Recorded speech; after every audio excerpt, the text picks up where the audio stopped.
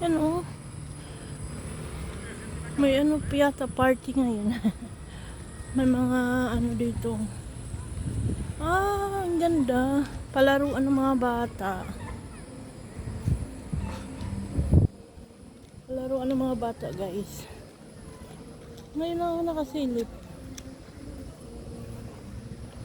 May mga pagkain din. Ay, oh my God.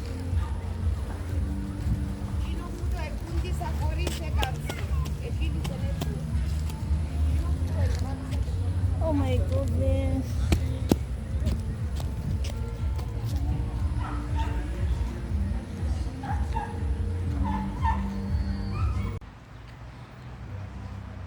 Yan guys, so nandito ko Sito Park.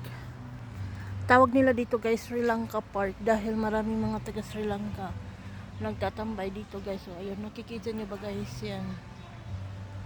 Yan. Puro Sri Lanka yan ang nakatambay dyan every Sunday guys. Yan. Dito ko na lang hintayin yung asawa ko dahil tapos na akong bumili ng mga pansit canton. Ayan. May chippy. Saka yan. Lumpia dadalhin ko sa bahay. Ayan oh, may mga ano pa pala oh. May pangbata pala dito. Tsaka nadumihan yung pa ako guys.